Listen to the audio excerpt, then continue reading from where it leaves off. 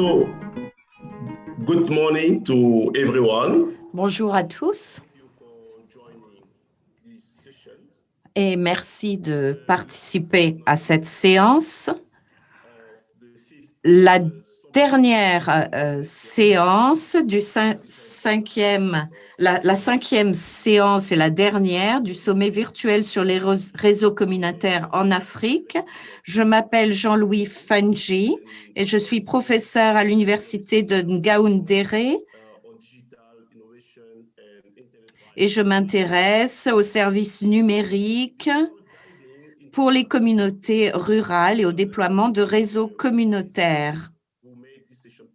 Je voudrais remercier les organisateurs qui ont rendu cet événement possible. ISOC, tout d'abord, et le personnel qui a organisé la série de ce sommet virtuel, ainsi que l'APC et le Conseil de l'Union africaine.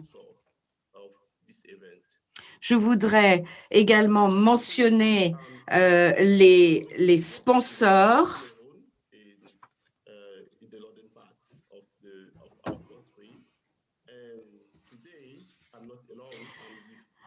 C'est-à-dire GIZ. Je suis manager régional dans le cadre d'un projet au Cameroun qui vise à développer des réseaux communautaires.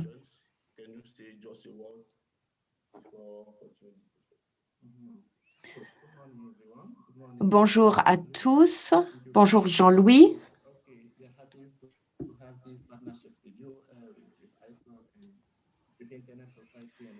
Je voudrais remercier les organisateurs et les sponsors à mon tour.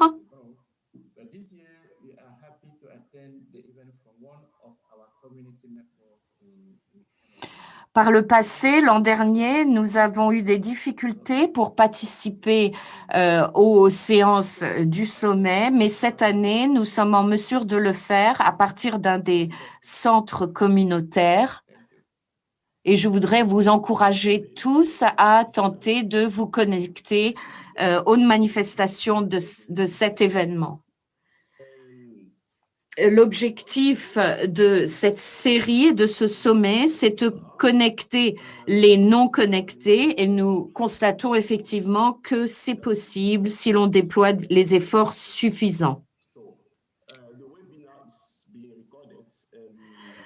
Ce webinaire sera enregistré et sera mis à disposition après coup.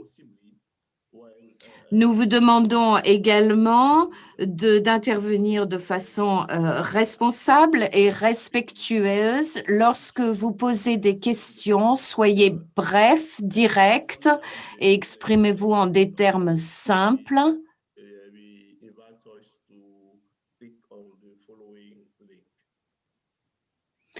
Et voici un lien. Alors, vous pouvez également utiliser les médias sociaux sur nos pages Internet et vous pouvez faire des commentaires sur la manifestation au fur et à mesure qu'elle se déroule. Il y aura une interprétation en français et en anglais en fonction des besoins et vous pouvez vous connecter sur les canaux correspondants au bas de votre écran. Vous pouvez également lever la main si vous souhaitez intervenir. Utilisiez la chatroom ainsi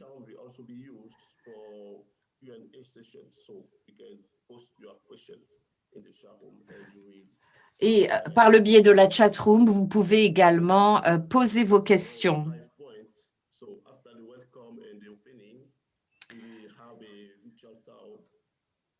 Donc, le moment est venu de présenter la session qui va s'intéresser à deux réseaux communautaires, Bosco Uganda et dans le nord de l'Ouganda et Pamojanet dans l'est de la RDC. Et les deux vont nous présenter leurs approches respectives.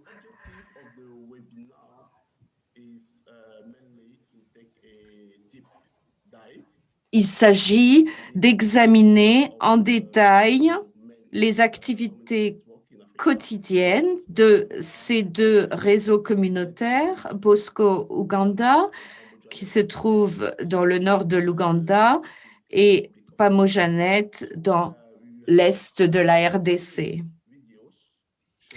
Il y aura 3 courts documents vidéo pour exposer les structures de gouvernance, les modèles de financement et les opérations techniques de ces réseaux communautaires.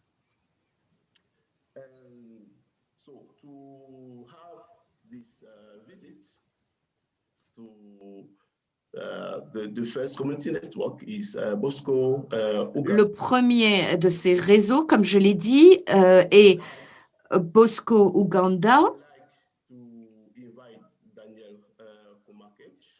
Et je voudrais dès lors inviter Daniel Komakej, qui est l'un des plus anciens membres du personnel de Bosco Uganda. Il a rejoint l'équipe en 2011 en tant que coordinateur TIC sur le terrain. La carrière de Dan à Bosco Uganda est animée par une passion pour les réseaux communautaires et ses fonctions en tant que coordinateur de projet qui s'articule autour de l'établissement de notes conceptuelles, de la formation communautaire au TIC, des installations solaires, de la réparation et de la maintenance des ordinateurs, de la recherche et des études de terrain, ainsi que de la coordination des activités de projet pour garantir leur achèvement dans les délais.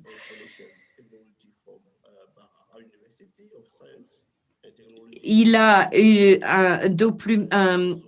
obtenu une licence en technologie de l'information à l'Université des sciences et technologies de Mbarara en 2012 et également poursuivi un diplôme de 3e cycle en planification et gestion de projets à l'Université de Gulu en 2015. Il a amélioré ses compétences et son travail à Bosco Uganda grâce à des formations en ligne de courte durée offertes par l'Internet Society sur la construction de réseaux communautaires sans fil en 2018 et l'introduction aux opérations de réseau. Daniel aime les activités de plein air comme le jeu de frisbee, le volleyball, le football. Donc, c'est désormais Daniel qui va nous présenter les documents vidéo de Bosco Uganda, mais je voudrais vous rappeler que vous pouvez inscrire vos questions dans la chatroom. Et Daniel, vous avez maintenant la parole. Merci Jean-Louis et merci à tous les participants. Je voudrais remercier ISOC et les organisateurs de l'événement. J'ai avec moi des personnels de Bosco Uganda, la directrice exécutive Jennifer Okuzia, qui va vous présenter l'histoire de Bosco Uganda. Et il y a également Immacula, Monsieur Solomon, Moses Ochan. J'ai également Yvan Machkara et Paul Maikaniwan. Donc, avant de vous présenter les documents vidéo, je voudrais donner la parole à Jennifer Okuzia qui va parler un peu vous parler un peu de Bosco Uganda avant que nous voyions les vidéos. Jennifer? Merci Daniel. Et le reste de l'équipe de Bosco Uganda, nous sommes reconnaissants à l'ISOC et à l'APC pour avoir organisé cet événement et je voudrais exprimer ma gratitude au personnel de Bosco Uganda qui a déployé de nombreux efforts pour les contributions à ce sommet. Je suis directrice exécutive de Bosco Uganda. J'ai un master ainsi qu'un diplôme de 3e cycle en administration de gestion de l'université de Macbara. Je rejoins Bosco en janvier 2020. Nous avons travaillé en collaboration étroite avec ISOC, l'APC et d'autres membres du réseau. Bosco Uganda est une organisation privée à but non lucratif sous la tutelle de l'archidiocèse catholique de Gulu et qui a été fondée en 2007 à la fin d'un conflit difficile qui opposait des rebelles au gouvernement de l'Ouganda qui avait été responsable d'esclavage, de nombreuses victimes dans la région. Il s'agit de la région nord de l'Ouganda, regroupant 3 territoires. Au départ, c'était une collaboration entre amis des États-Unis et d'Ouganda afin d'identifier des solutions pour donner une voix aux populations de la région parce qu'il s'agissait de communautés isolées, très isolées et qui visaient à, grâce au TIC, à réduire l'impact de l'isolement. Bosco soutient 55 TIC et centres de développement à l'heure actuelle. Nous sommes le seul réseau basé dans les communautés rurales en Ouganda. Nous atteignons des personnes, des populations qui n'ont jusqu'alors eu aucun contact avec les TIC, qui ne sont pas sur le réseau national au niveau de l'énergie. Donc, notre contribution est très importante pour le développement des capacités informatiques, mais également pour le développement des communautés qui peuvent désormais tisser des liens entre elles et avec le reste du monde. Donc, nous mettons un terme à l'isolement numérique, à la fracture numérique dans ces régions. Suite à la pandémie du Covid, eh bien, les TIC sont d'autant plus importants pour les hommes et les femmes de ces communautés. Et à Bosco Uganda, nous voulons faire en sorte que les TIC aient un impact positif pour ces populations. Comme nous savons, l'accès à l'information, c'est un droit de l'homme, mais nous visons au développement des capacités,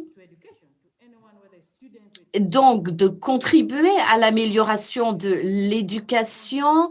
Il s'agit d'améliorer les contenus électroniques pour les enseignants et étudiants et écoliers.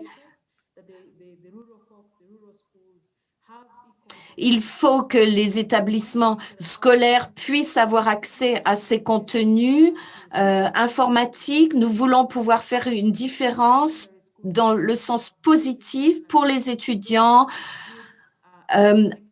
et pour ceux qui n'ont pas nécessairement de bons services éducatifs ou de bibliothèques. Donc, nous cherchons, grâce à ces contenus, à améliorer l'expérience de l'éducation.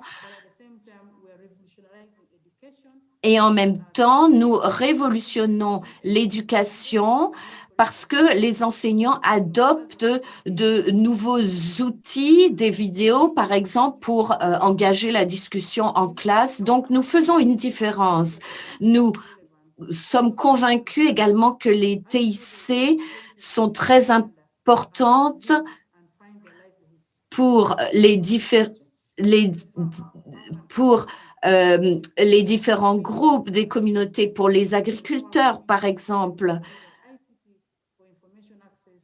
Donc, grâce au TIC, ces populations peuvent avoir accès à des informations, par exemple sur le climat, sur les terrains. Il faut donc que notre modèle de TIC soit pertinent pour l'éducation et pour les différents groupes qui sont actifs dans différents secteurs dans les communautés, mais également pour les responsables et les preneurs de décision, de façon à pouvoir les assister dans leur travail et améliorer les liens de communication.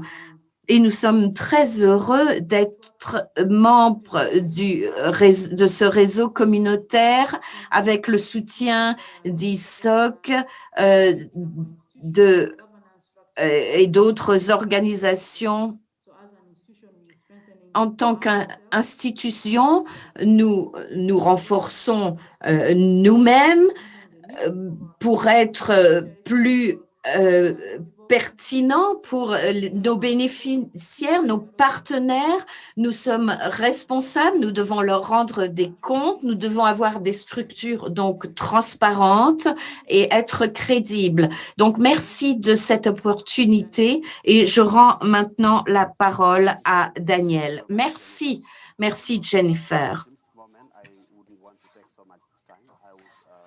Donc, sans plus attendre, je voudrais vous présenter le premier document vidéo. Il s'agit de la vidéo portant sur les opérations techniques. Vous allez voir comment Bosco Uganda convertit à partir de technologies sans fil.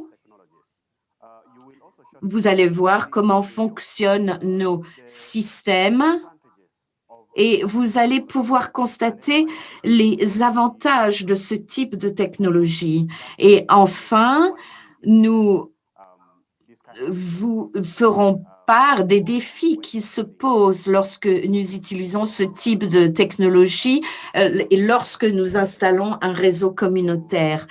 À ce stade, je demanderai donc à l'équipe technique de bien vouloir lancer le document vidéo. Bosco Uganda utilise une technologie point à point pour connecter les communautés.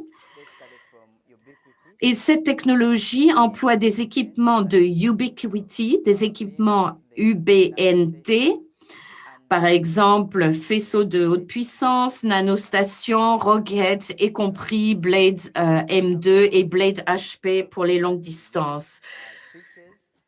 Nous utilisons également des commutateurs dont le meilleur soit le commutateur MicroTeach.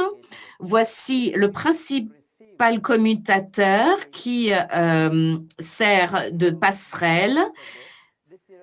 Et voici notre routeur avec le principal commutateur passerelle. Et par le câble jaune, nous avons la réception des données. Ce câble fibre provient du point d'atterrage à l'extérieur. Et de la passerelle, il y a un autre commutateur POW qui connecte le Rocket M5 au mât Radio Maria. Donc, nous étions auparavant à la passerelle. Nous avons vu comment la roquette transmet les données en point à point au mât. C'est ce que j'ai appelé le mât Radio Maria. et qui reçoit les données à partir de la passerelle. Il s'agit donc du point principal de connexion pour Bosco Ouganda. Quand nous recevons le signal de l'autre antenne, il va au commutateur et l'on peut ensuite distribuer aux autres radios dans le réseau, donc un allant au pit, un autre au siège où se trouve le centre d'opération du réseau et un autre au centre TIC local Badega. Vous voyez que ce système est entièrement alimenté à l'énergie solaire grâce à 2 batteries 200 AH qui fonctionnent en 24 séries. Et il y a un seul commutateur qui alimente toutes les radios qui sont au nombre de 7 sur le mât. Donc, il y a une connexion de la passerelle et 6 autres font le relais vers d'autres mâts.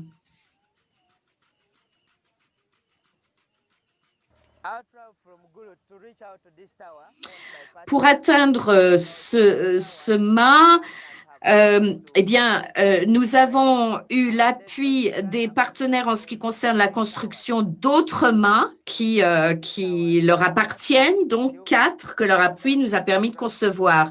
Bosco Ouganda est pour sa part propriétaire de 9 et a accès à 13 pour étendre la connectivité aux communautés rurales comme celle-ci. Voici notre deuxième point de transmission, distribution.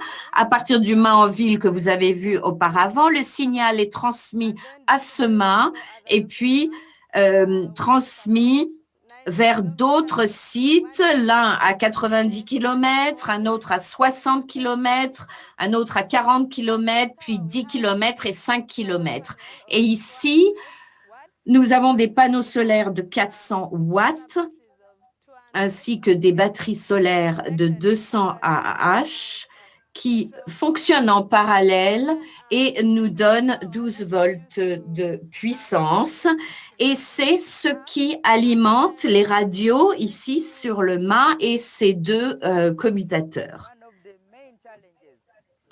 Les difficultés que nous rencontrons quant à l'installation et au déploiement de ces systèmes sont liés au climat. Quand il fait très chaud, qu'il y a de fortes précipitations, eh bien, nous sommes obligés d'intervenir. Mais aussi, bien sûr, la topographie du terrain fait qu'il n'est pas simple de monter jusqu'ici, voire impossible sans 4x4. Nos équipements sont très résistants, robustes et cela nous facilite la tâche parce que nous ne sommes pas constamment en visite de contrôle ou de maintenance.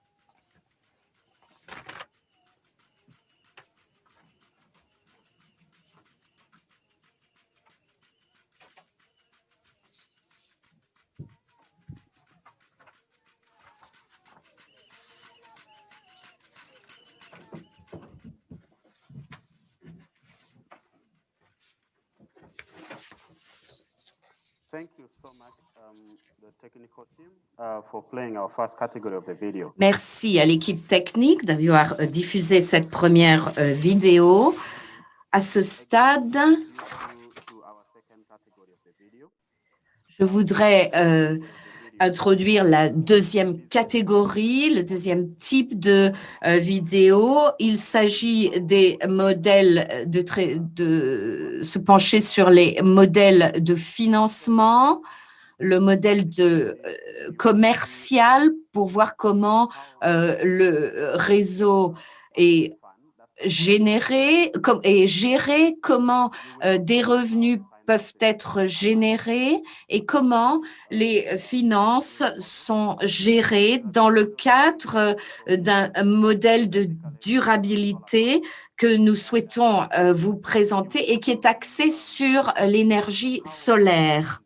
Et vous allez voir également comment Bosco Ouganda relie et soutient et procure l'énergie à tous les centres qui dépendent du réseau.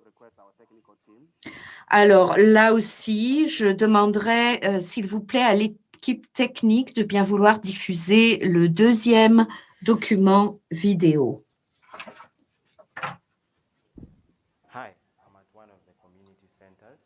Bonjour, je me trouve dans un des centres communautaires de Bosco, Ouganda. Il s'agit d'un centre informatique qui accueille environ 100 personnes par jour.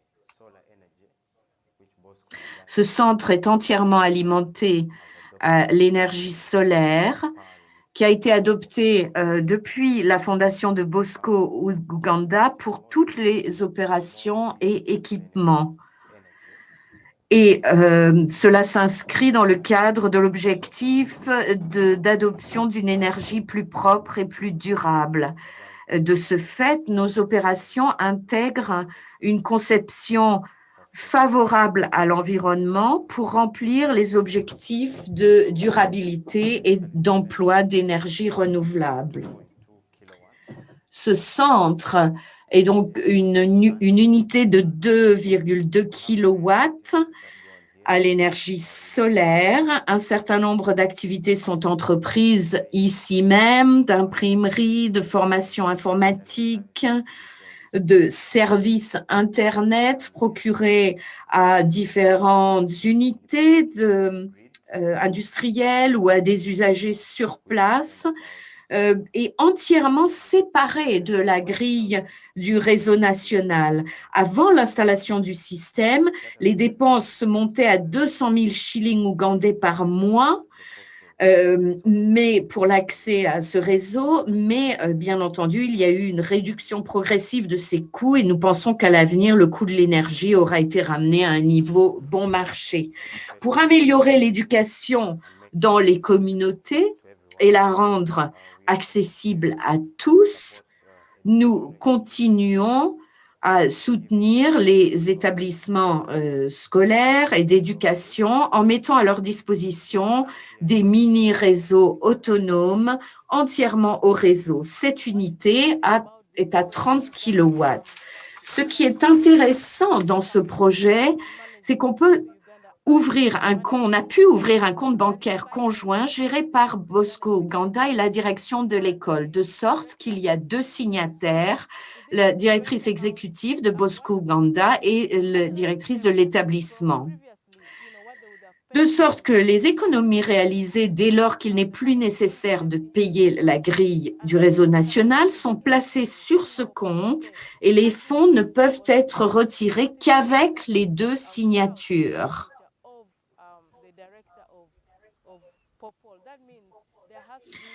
Il faut donc que les deux directions s'entendent sur les finalités de ces fonds. Quoi qu'il en soit, le protocole d'accord précise à quelle fin les fonds doivent être employés et que les $900 économisés chaque mois doivent être reversés à l'école. Par exemple, pour remplacer les équipements, approvisionner l'établissement en énergie, remplacer les batteries quand elles sont obsolètes. Donc, il s'agit d'un concept très intéressant. Et puis, les fonds utilisés, par ailleurs, sont utilisés ou consacrés au salaire du personnel de Bosco Ouganda, tels que les personnels techniques qui contrôlent les équipements, le système solaire et le labo informatique de l'école. Et Bosco Ouganda, pour sa part, recueille un tiers des fonds et les consacre au financement de nouveaux projets énergétiques ailleurs, par exemple dans la région, mais aussi pour les dépenses d'appui technique encourues dans le cadre de cette mission à Saint-Jean-Paul II. Et telles sont les deux caractéristiques qui font que Bosco Ouganda peut se prévaloir d'être une institution durable, de même que Saint-Jean-Paul II, qui est notre client, notre partenaire dans le cadre de ce projet CE3. Merci.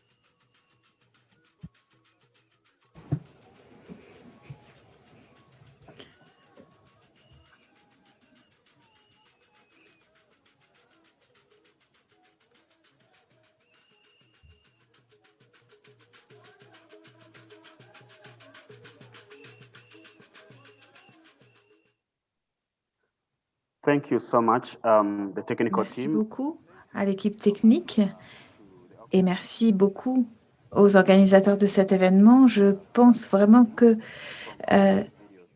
nous avons beaucoup à apprendre des différentes vidéos qui ont été partagées et je voudrais maintenant vous présenter la dernière catégorie de vidéos. Dans cette dernière vidéo, nous allons considérer la gouvernance communautaire.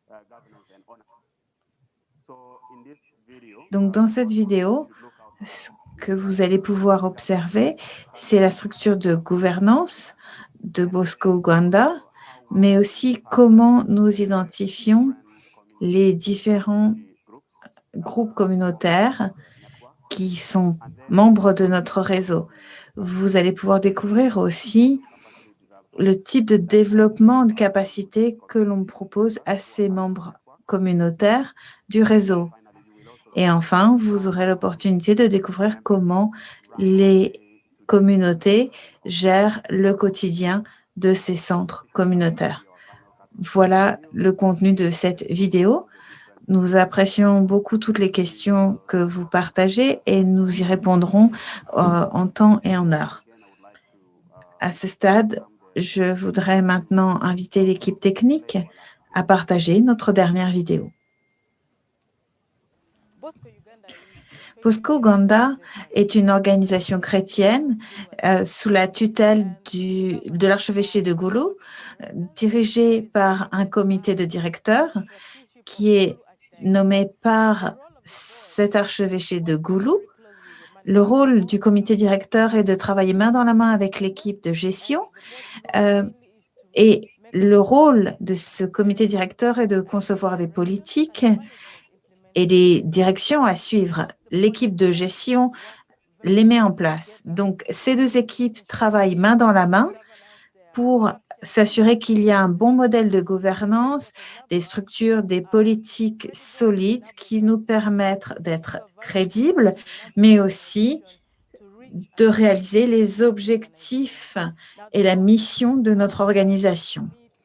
Le comité directeur se réunit tous les 3 mois et rencontre également l'équipe de gestion. L'équipe de gestion présente des comptes, explique ce qu'ils font, et ce, de manière trimestrielle.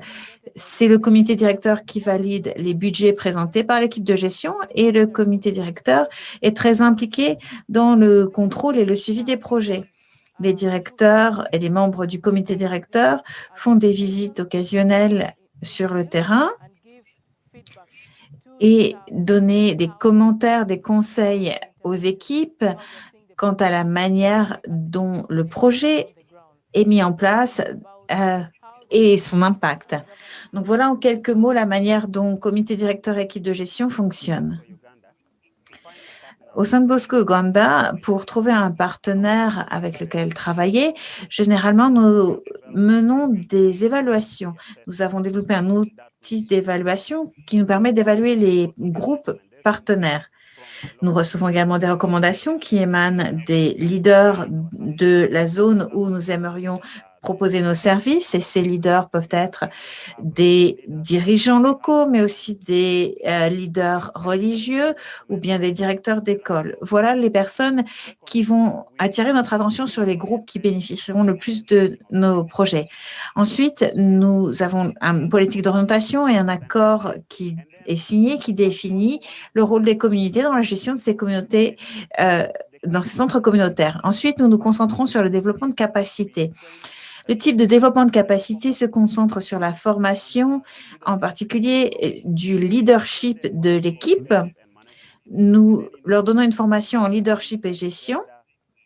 Et dans le domaine de leadership, évidemment, nous considérons la parité, la dimension des droits humains, gouvernance, planification, gestion, comptabilité, pour préparer l'équipe dirigeante à prendre la direction du centre. Cette équipe est élue par les communautés. Il y a des rapports mensuels à Bosco Uganda et la parité doit être respectée pour toutes les activités du centre. De plus, ils font un travail de plaidoyer qui est conçu pour se concentrer sur les messages médias afin de toucher la communauté et pour rassembler les leaders, les inviter à partager les défis, les difficultés rencontrées par le groupe et main dans la main avec l'équipe de leadership, l'équipe dirigeante, ils identifient des stratégies qui vont être mises en place et suivies par l'équipe de leadership. De plus, ils sont chargés du remplacement des équipements. Bosco Uganda a une capacité limitée, donc nous ne pouvons accompagner ces groupes que jusqu'à un certain stade. Après, il faut qu'ils apprennent, nous les formons pour qu'ils puissent remplacer les équipements et les entretenir. Les ressources vont jusqu'à un certain point, mais nous avons soutenu et formé les groupes pour qu'ils puissent être totalement autonomes. Quand on se concentre sur le développement de capacité, on propose des aides financières au lancement du projet, de l'équipe, et les groupes communautaires doivent identifier des activités qui vont générer des revenus. Une fois que ces activités sont identifiées, le groupe lance ces activités qui génèrent des revenus et cela peut être par exemple achat ou vente de services très importants pour ces communautés. Une partie de ce qui est fait, c'est par exemple les systèmes de prêts et d'économie. Et un pourcentage spécifique est alloué à la durabilité, au remplacement des pièces, et voilà la manière dont les centres communautaires sont gérés.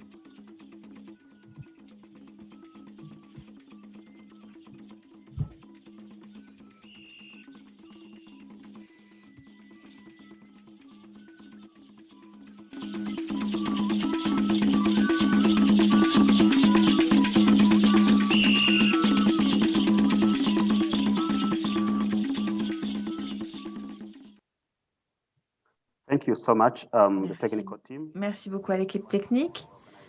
Merci aux organisateurs à nouveau.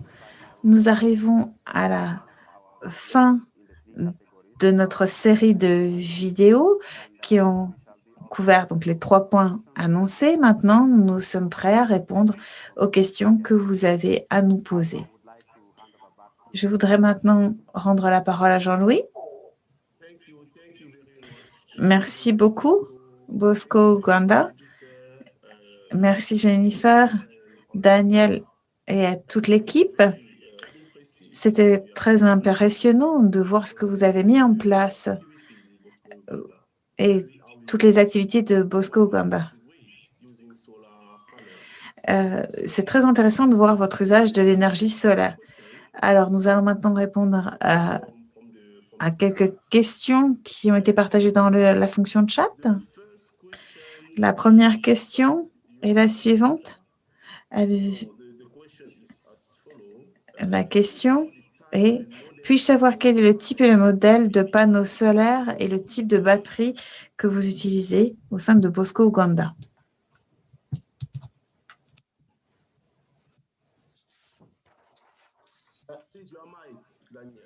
Alors, Daniel, est-ce que vous pouvez allumer votre micro? Merci.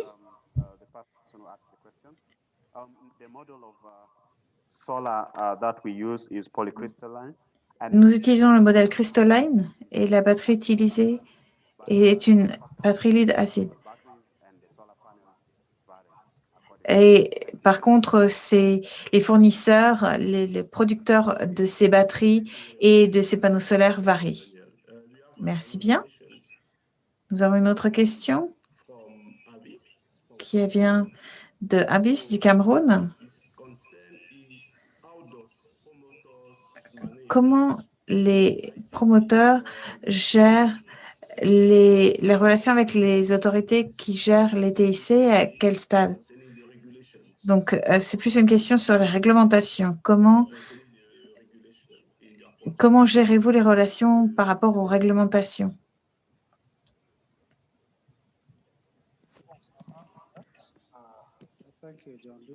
Merci Jean-Louis. Nous sommes inscrits auprès de la Commission Communication de l'Ouganda. C'est un fournisseur de services local. Et depuis 2020, dans le cadre de la promotion d'Internet, les communautés ont la possibilité de fonctionner au niveau, à différents domaines de l'Ouganda. Et puisque avec Bosco, nous fonctionnons avec un cadre clair, même si nous sommes inscrits pour l'usage en tant que fournisseur local, maintenant, nous sommes complètement couverts et inclus dans le système. Merci. Solomon, pour recadrer la question,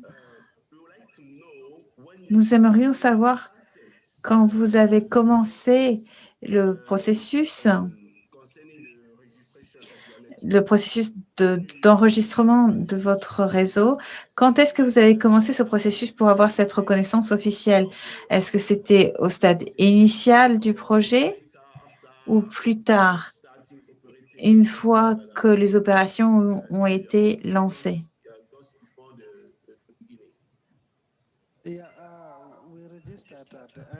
Nous sommes inscrits au tout début du projet.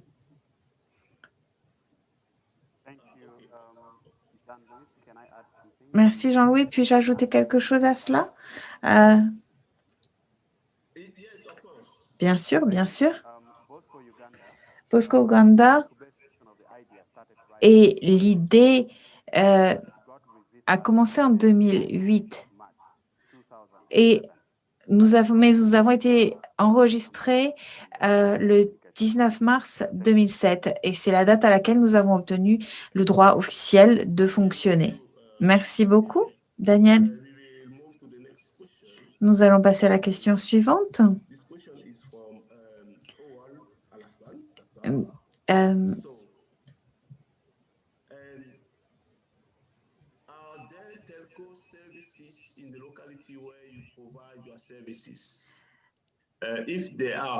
Est-ce qu'il y a d'autres services dans votre localité? Et s'il y a d'autres fournisseurs, pourquoi est-ce que les fournisseurs, pourquoi est-ce que les clients se tournent vers vous plutôt que vers les autres fournisseurs? Merci beaucoup pour cette question. Il y a des fournisseurs de télécommunications dans certaines zones. Cependant, dans les zones isolées, là où Bosco est présent, il y a essentiellement des compagnies techniques qui fournissent un service téléphone, mais pas un service Internet. Mais dans la plupart des sites, le réseau de ces autres compagnies n'est pas accessible. C'est pour ça qu'on est dans le réseau privilégié. De plus, notre réseau fournit des services que les autres fournisseurs ne proposent pas. Nous proposons un service intranet qui fonctionne avec notre backbone et ça permet aux gens d'accéder à un contenu éducatif notamment, un contenu culturel. Et au sein de cet intranet, il y a une plateforme pour un chat au sein des communautés, ce qui leur permet de communiquer entre eux et d'accéder aux informations qu'ils recherchent. De plus, les autres fournisseurs de services hésitent à investir dans les zones où il y a beaucoup de pauvreté. De plus, ils n'investissent pas non plus dans les zones peu peuplées. Donc, on constate que nos concurrents ne proposent pas des services aussi pertinents que ce que Bosco peut proposer dans ces zones isolées et peu peuplées. Merci bien, Jean-Louis. Je voudrais ajouter un élément à la réponse de Salomon. En Ouganda, le gouvernement a introduit ce qui s'appelle des taxes additionnelles. Donc, pour utiliser les données téléphoniques, vous avez besoin de payer pour l'accès Internet et en plus, il y a des taxes supplémentaires, par exemple pour accéder aux médias sociaux. Mais avec le réseau fourni par Bosco, il n'y a pas besoin de payer ces taxes supplémentaires pour accéder à ces services Internet recherchés en plus de la connexion Internet. Merci beaucoup. Donc, la valeur ajoutée de votre réseau, c'est que vous permettez l'accès à un contenu local qui est vraiment disponible pour les populations locales. Oui, c'est tout à fait cela.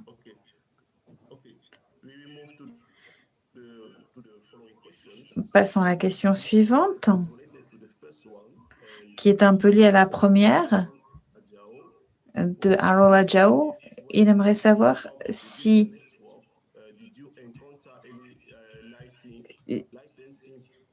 vous avez des problèmes de licence quand vous avez mis en place vos réseaux.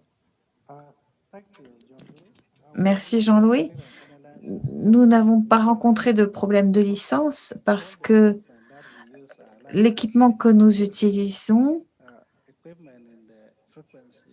et les fréquences de 2,3 gigas et ça ne clash pas avec les licences en place. Donc, il n'y a pas eu de problème avec les licences, il n'y a pas de conflit avec ce qui est en place. Merci, Salomon. La question suivante est de Ruth Kiwan, qui voudrait savoir si les managers sont des bénévoles ou bien s'ils sont employés. Merci Jean-Louis. Alors, pour répondre à cette question, ce que nous faisons, c'est que nous travaillons avec les groupes communautaires. Ils sont bénévoles, sans salaire. La raison, c'est qu'on a commencé ce réseau sur la base de donations. Et ces donations, elles ne sont pas régulières.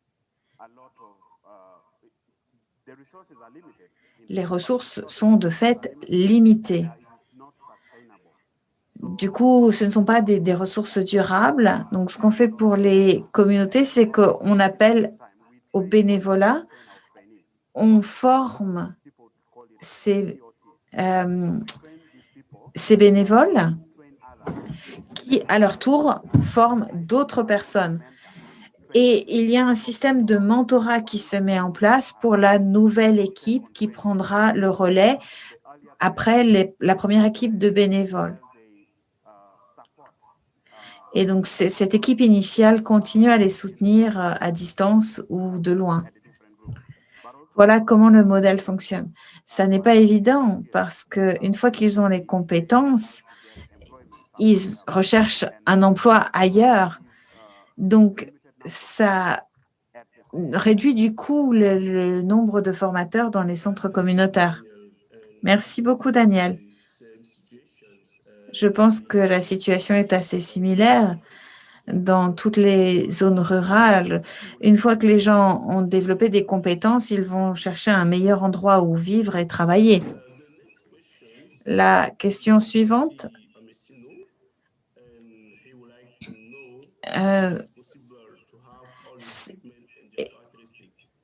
Est-il possible d'avoir les caractéristiques de l'équipement que vous utilisez? Les références techniques. Peut-être que vous pourriez fournir la liste de ces spécificités techniques un peu plus tard? Bien sûr, je peux fournir la liste plus tard, mais l'essentiel des équipements que nous utilisons sont des équipements de Ubiquiti, Microtech et des ressources Cisco.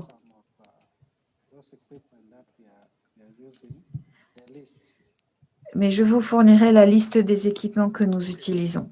Merci. Merci, Solomon.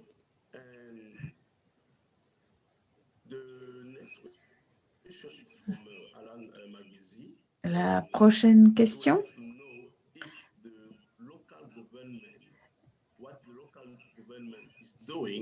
Que fait le gouvernement local pour soutenir le modèle que vous avez développé?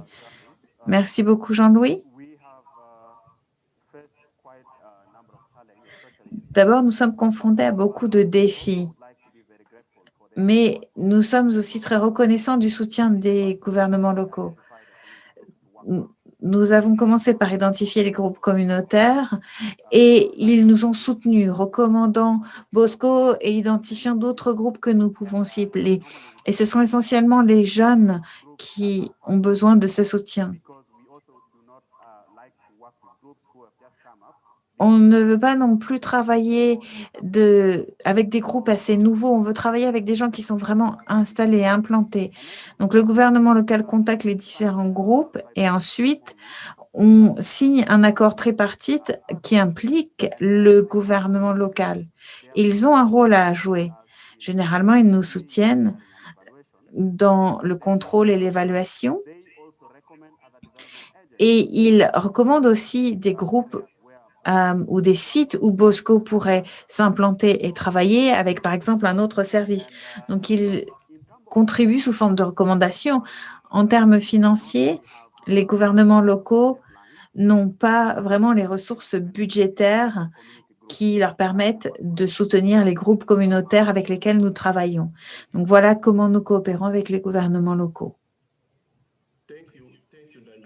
Merci beaucoup, Daniel. Nous allons maintenant prendre quelques autres questions. Alors, question suivante.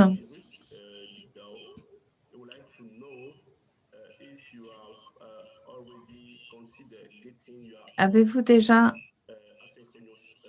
envisagé d'avoir votre système ASN autonome d'Afrenic, en particulier pour les sauces épirées? Ou est-ce que vous avez déjà votre numéro ASN? Et est-ce que vous avez considéré les ressources Afrinic?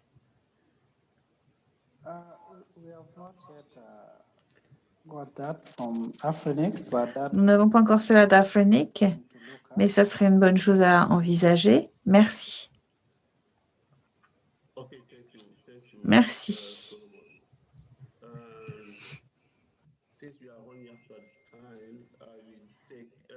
Nous avons encore le temps de prendre 2 questions. La question suivante sera celle d'Abakar Abdou, qui aimerait savoir comment vous obtenez le financement pour ces projets.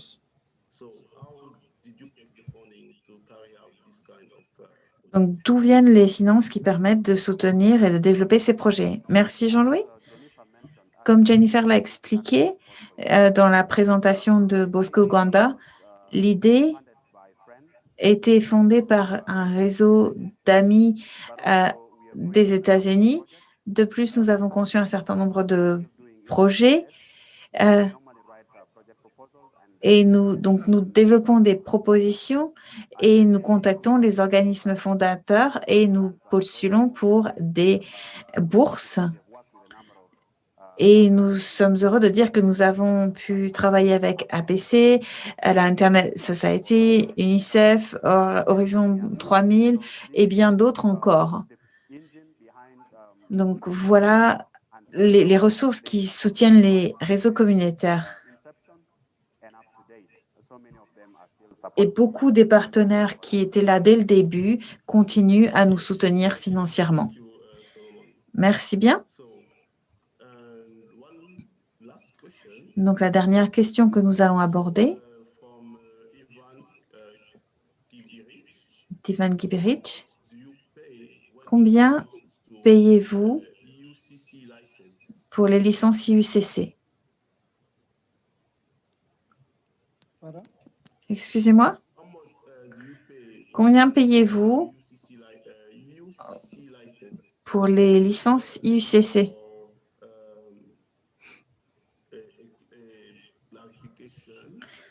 Pour clarifier, peut-être, je crois qu'il s'agit des licences pour les communications croisées. Je n'ai pas l'explication dans la liste. Je crois que ça correspond à cela. Ah, donc ce sont les licences des régulateurs. Merci, Jean-Louis. Comme l'a déjà dit Solomon, nous avons une licence, mais nous n'avons pas besoin de licence.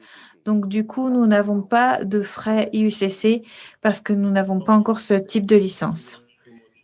Merci beaucoup pour ces clarifications. J'aimerais remercier Bosco Uganda pour cette visite passionnante en Ouganda, ainsi que pour toutes les réponses que vous avez fournies aux questions qui ont été posées. Je voudrais maintenant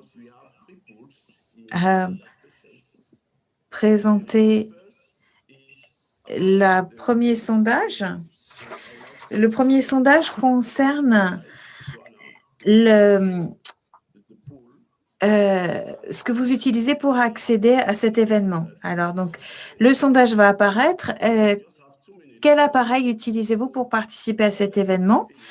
Réponse 1, un smartphone. 2, un ordinateur portable. Et 3, un ordinateur.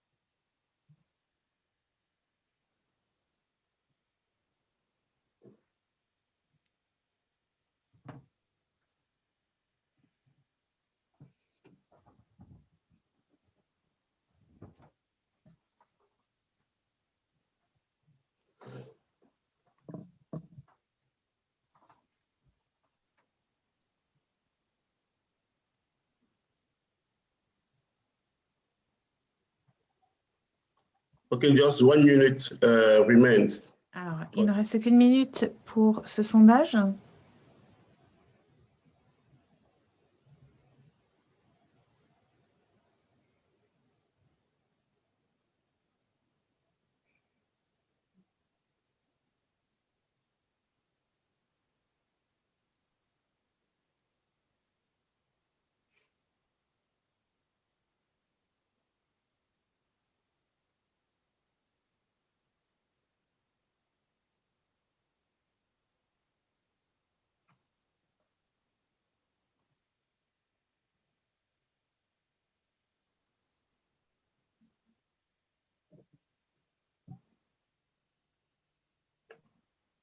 So, thank you very much. Alors, merci bien d'avoir participé à ce premier sondage. D'après les résultats, nous avons environ 20% de participants qui utilisent un smartphone pour suivre cette session. 74% la suivent via un ordinateur portable et seuls 6% suivent cette session avec un ordinateur de bureau. Donc, il est aussi possible de la suivre via un smartphone. Merci d'avoir complété ce questionnaire. Je voudrais maintenant à nouveau remercier Bosco pour cette visite virtuelle en Ouganda. Nous avons une meilleure compréhension de ce qui se fait là-bas et j'espère que cela va vous inspirer et que ça peut servir de modèle pour d'autres personnes souhaitant développer ce type de projet. Permettez-moi maintenant de passer au français puisque nous allons accueillir l'équipe de Pamoujanet.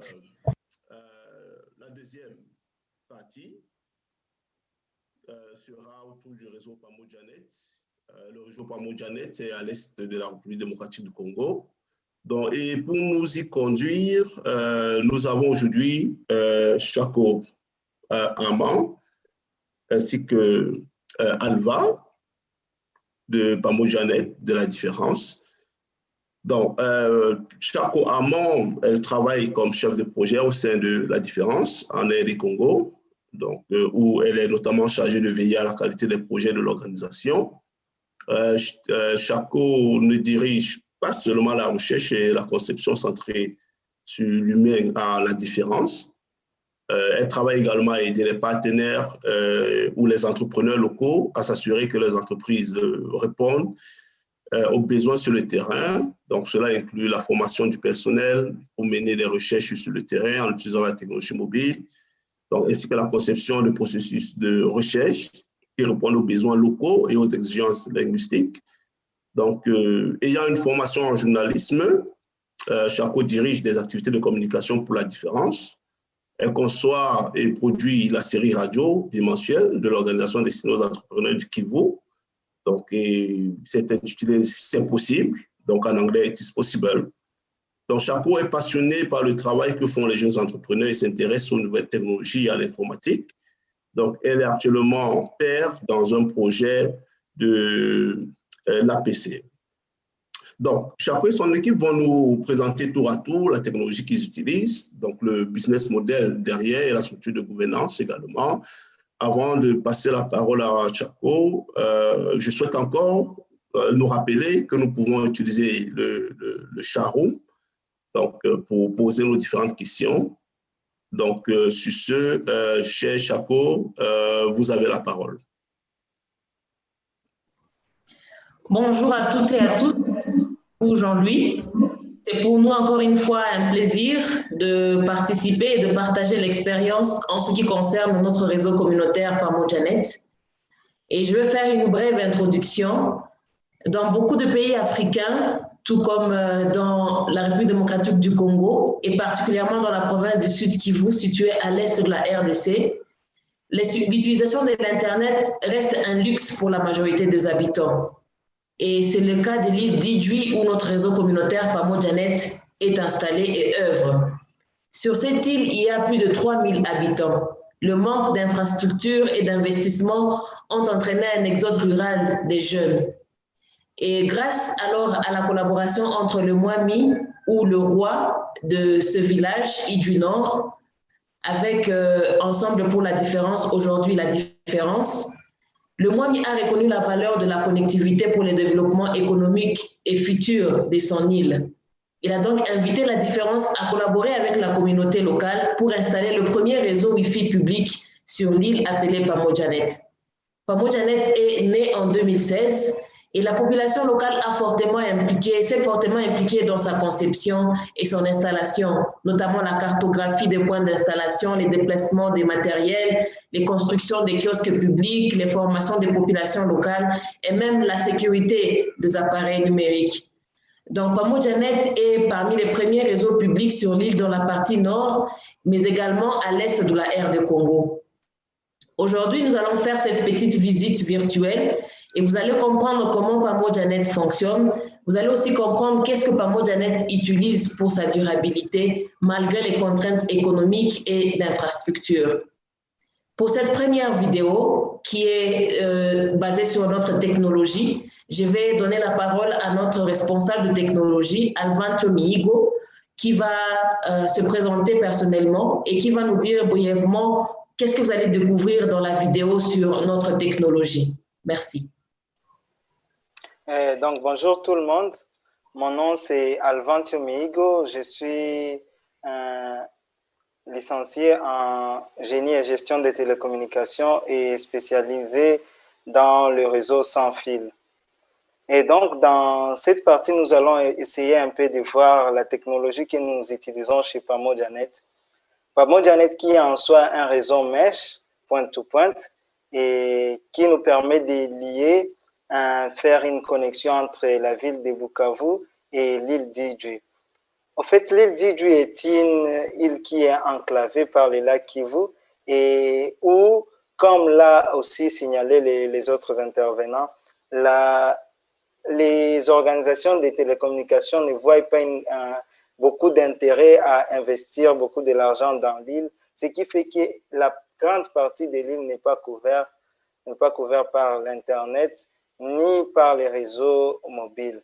C'est dans cette optique que Pamojanet a installé les réseaux communautaires qui permet à donner de l'intérêt à la population d'Idjwi à y rester comme la jeunesse qui a plus tendance de faire l'exode rural pour Bukavu ou l'autre ville qui est à Goma.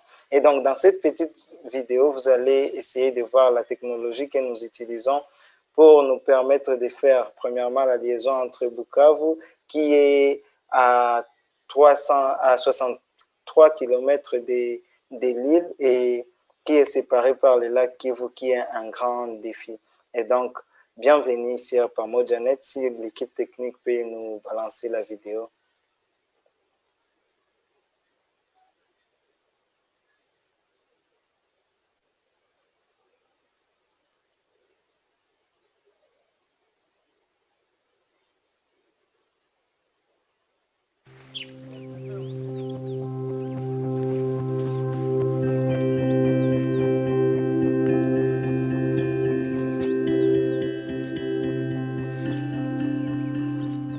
Nous sommes à Muganzo, le point le plus culminant de l'île. À partir d'ici, nous pouvons voir la ville de Bukavu au sud et la ville de Goma au nord. Laissez-moi vous expliquer la technologie que nous avons ici à Muganzo. Premièrement, nous avons construit notre mast. Nous avons commencé par faire la structure à partir de Bukavu que nous avons acheminé ici à Muganzo. Avec l'aide de la communauté, nous avons pu réunir le matériau de construction et nous avons assemblé pas à pas notre pylône. Là aussi, nous avons un EA Fiber. La technologie EA Fiber de Ubiquity, c'est une technologie qui va nous permettre de faire passer une bande passante de 1 gigabit par seconde. Et donc, nous avons choisi cette technologie parce que, premièrement, l'acheminement de la connexion depuis Bukavu à Idjwi se passe dans le lac. Et donc, il y a beaucoup de perturbations, il y a beaucoup de réfractions et cela peut causer à ce qu'il y ait des pertes de données quand la connexion vient de Bukavu. À part cela, nous avons un sectoriel associé à un rocket et c'est sectoriel qui est une antenne multidirectionnelle, donc pointe to multipointe, qui va nous permettre de relier nos différents points, nos différents partenaires et les différents kiosques que nous avons à Idjwi sur notre antenne principale qui est Muganzo. Pour protéger nos équipements, nous utilisons des antifoudres. Actuellement, les grandes difficultés que nous avons, c'est premièrement l'accessibilité à Muganzo. Et donc, vous allez trouver qu'il n'y a pas vraiment de routes appropriées. La topographie de l'île est en soi montagneuse et donc il est toujours difficile d'accéder à des endroits plus élevés comme Muganzo. Mais il y a aussi des endroits où même les motos ne peuvent pas atteindre. Et donc nous sommes obligés de marcher à pied. À l'île, nous nous retrouvons aussi avec un grand défi d'énergie. Et c'est ce qui nous a poussé à opter à l'énergie solaire. Et ici à Muganzo spécifiquement, nous utilisons un système 12 volts qui nous permet d'alimenter directement nos antennes et le PoE. Et donc là, dans notre boîte, nous avons des batteries 12 volts qui est alimentée par les panneaux solaires et qui nous permet d'avoir de l'électricité 24 heures sur 24 sans interruption.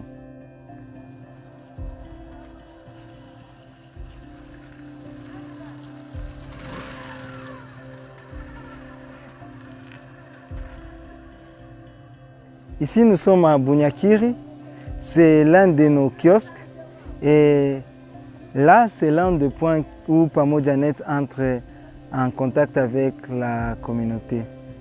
Et donc, ce qu'il y a comme technologie ici, différemment de ce que nous utilisons à Muganzo, ici nous avons des antennes. L'un qui fait le point-to-point entre Muganzo et ici à Bunyakiri, et l'autre qui va permettre de partager le Wi-Fi dans la communauté. Et donc il s'agit d'un routeur libre route qui nous a été octroyé par les billets des APC. Et ce sont des routeurs très performants qui nous permettent de couvrir une grande étendue. Nous l'utilisons dans un setup hybride et donc nous relions Ubiquity et les libres routes mais il y a toujours cette possibilité d'utiliser les seuls LibreRoute comme étant le point d'accès et directement comme les points de partage Wi-Fi. Ici, nous utilisons la même technologie que celle utilisée à notre kiosque à Bugarula. Sauf que par manque d'énergie, nous sommes obligés d'utiliser aussi ici précisément le panneau solaire, donc de l'énergie solaire. Mais différemment de Muganzo, ici nous utilisons de l'énergie à courant continu seulement. C'est là pour optimiser et pour économiser en termes d'énergie. Ça veut dire que nous utilisons des PoE spécifiques qui vont convertir du courant 12 volts en 24 volts sans faire passer le courant sur les 220 volts. Ici nous sommes à la radio, c'est une radio communautaire au Bougouma. À partir d'ici, nous faisons le sharing sur leur pylône et donc vous pouvez voir que la structure de l'antenne n'est pas comme celle que nous avons sur nos autres backbones. Nous avons des backbones plus celui de Muganzo qui nous permettent de connecter les différents points et les différents partenaires que nous avons sur Pamojanet. Là, sur l'antenne, vous avez un sectoriel qui nous permet de connecter nos différents clients. Nous avons un PowerBeam qui fait le point-to-point avec Muganzo. Actuellement, nous sommes en train de tester une station de base LTE GSM. Nous pouvons, avec cette technologie, améliorer la couverture du réseau mobile. Mais aussi, ça pourrait nous permettre de développer certains services digitaux, comme par exemple un problème soulevé par les femmes d'Idjwi qui est lié à la sécurité. Nous avons pu développer avec un groupe de femmes sur l'île un service d'alerte que nous appelons Salam. Ce service consiste à contacter une fois une personne en danger, un cercle d'amis d'une personne en danger ou les services de police ou une ambulance directement en utilisant son smartphone ou un petit téléphone.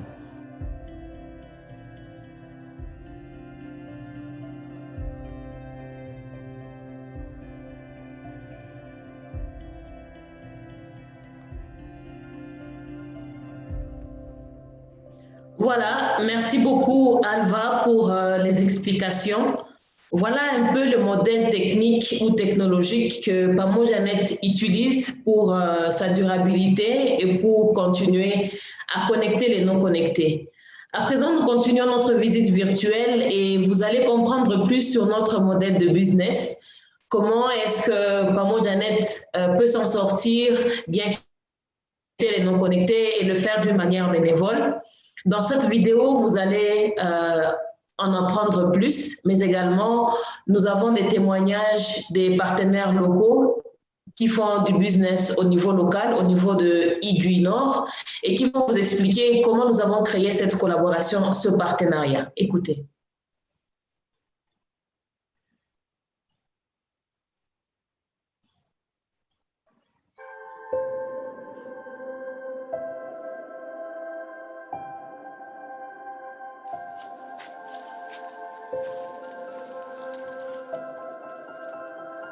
En tout cas, avec Pamojanet, nous sommes très fiers de voir que certains business marchent déjà sur une partie de l'île d'Idjwi. Et puis, c'est un territoire avec beaucoup de potentiel en agriculture, en tourisme. Et donc, je peux avouer que le commerce du café, par exemple, et celui de certains services techniques marchent bien aujourd'hui. Et puis, leur paiement en termes de contribution nous permet aussi à suppléer aux défis financiers liés à certaines charges au sein de Pamojanet. Je peux conclure que la communauté bénéficie d'une connexion libre et gratuite tous les jours à partir de 16 h grâce à cette collaboration avec les business locaux.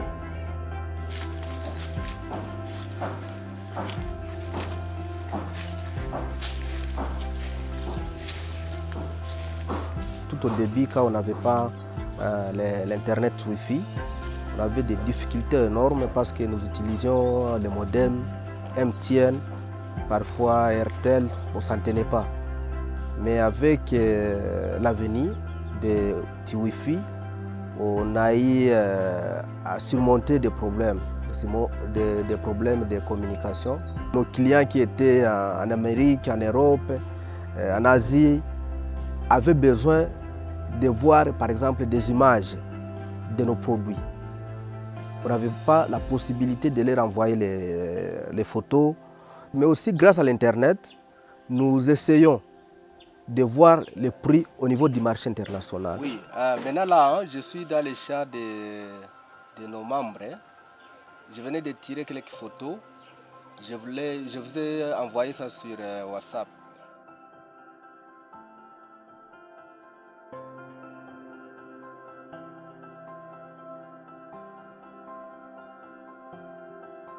Si vous me voyez à Idjouy, moi je suis stable à Idjouy. Je peux... En tout cas, je n'ai pas envie d'aller à Goma, je n'ai pas envie de me déplacer. Parce qu'avec l'Internet, Pamo Janet, je peux faire tout ce que je veux. Et je peux atteindre tout le monde en restant à Idjouy.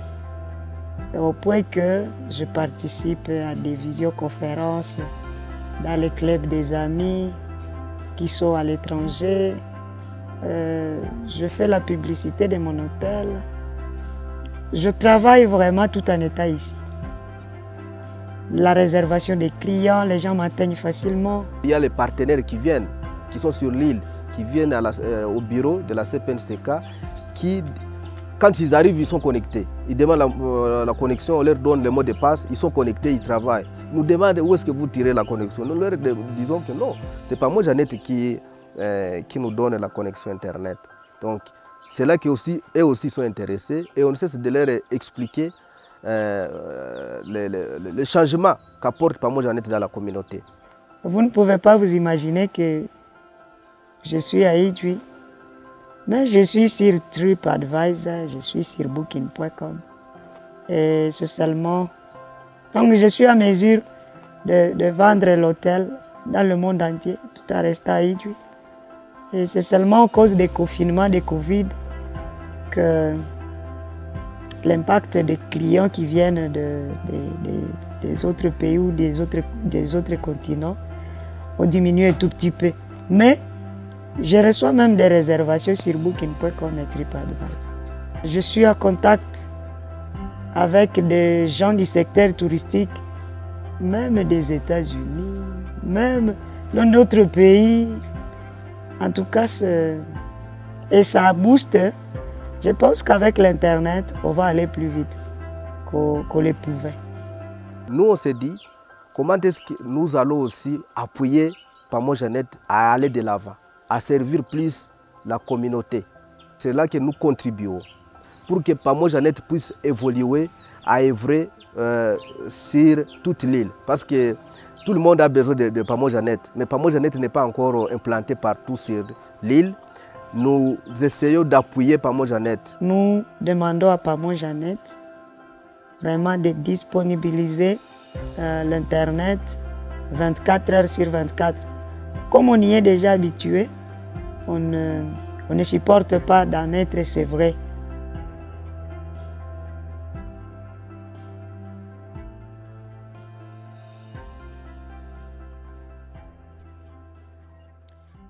Voilà un peu en ce qui concerne notre modèle de business, comment nous faisons pour rendre Pamo Janet durable, que nous connaissons, et peut-être le manque de financement de certains bailleurs, mais nous avons installé ce modèle pour la durabilité du réseau communautaire.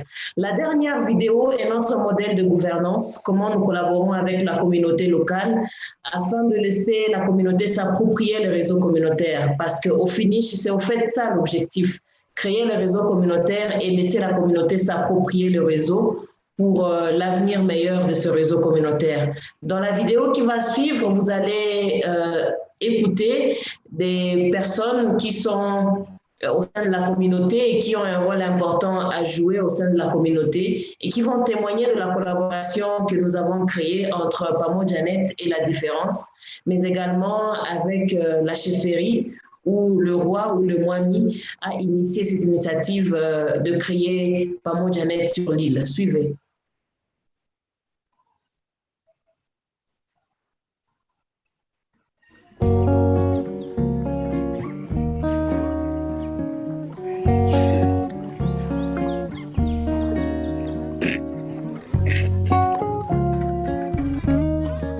gestion de l'Internet dans les territoires d'Idjwi où nous intervenons est intimement liée à l'organisation.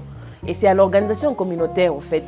Il y a des comités de gestion qui se créent à chaque fois que nous créons des kiosques ou nous implantons des kiosques dans un village. Et cela se fait même sur demande de la population. C'est-à-dire que la population réfléchit sur un problème donné et propose même des pistes de solutions à leur niveau. Et s'il arrive que la population n'a pas la capacité technique ou même de moyens financiers pour résoudre ce problème, c'est à ce moment que Pamojanet intervient. La chefferie Rubenga où se trouve cet Internet est bien organisée. C'est structuré, il y a des forums qui se font au niveau de chaque village, au niveau de chaque groupement, là où tout le monde arrive et donne son intention.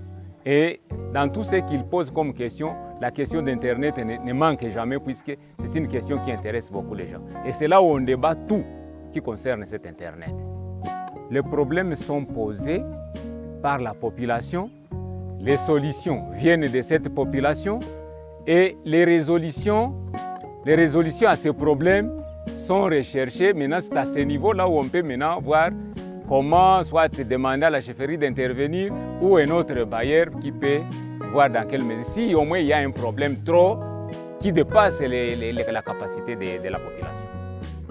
Notre contribution n'est autre que d'abord la sécurité de la kiosque. Mais aussi, nous nous réunissons souvent, au moins par semaine, nous réunissons 2 ou 3 fois, juste quand nous sommes à la recherche de certaines informations. Nous profitons pour essayer de parler de tout et de rien. Et d'ailleurs, le jour qu'on était venu installer la kiosque, il y avait une fille qui s'était portée garant de travailler bénévolement pourvu que la kiosque soit au niveau d'ici. Mais à notre niveau, dans un premier temps, la sécurité, il peut y avoir un problème qui peut surgir, à des problèmes locaux, des solutions locales. D'ailleurs, les premiers qui ont été qui ont pu exploiter cet Internet, c'était les femmes. Ça peut vous surprendre, c'était les femmes. Ces femmes ont été formées et ils manient facilement l'Internet. À mon âge, par exemple, moi, je sais aussi manier le téléphone. J'utilise cet Internet et ça me facilite à entrer en contact avec mes familiers qui sont à l'extérieur. Si on ne voyait pas l'importance d'une femme dans cette activité qui est organisée ici, on ne devrait pas quand même solliciter la fille. C'est-à-dire la fille elle-même, tellement qu'elle faisait partie déjà qui avait participé à la réunion, elle-même a été motivée de dire non, moi je vais accepter de travailler bénévolement, mais pourvu que nous ne perdions plus cette chose qui nous est venue comme une malédicienne. C'est-à-dire notre kiosque avec les différents appareils qui sont installés au niveau de la kiosque. Quand il s'agit d'organiser les réunions avec les garçons, on invite aussi les filles ici à Idjwi, comme moi ici. Chaque fois, je participe des réunions. Et de cela, quand il s'agit de prendre les décisions, on compte aussi sur les avis des filles dans des réunions. Donc quand les filles émettent leur avis, on les prend en considération. Et par preuve, nous avons déjà à Idjwi une fille qui est chargée des services clients et de recouvrement. C'est un système qui est durable.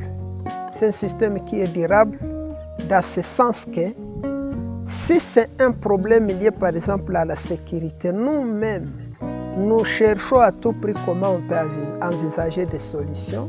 D'ailleurs, il y a même quelqu'un qui passe la nuit dans la kiosque pour la sécurisation des appareils s'y trouvant. Pendant la journée, nous faisons des rotations, voir s'il n'y a pas quelqu'un qui a endommagé un appareil quelconque. C'est-à-dire, à notre niveau, nous espérons que c'est une solution qui est durable.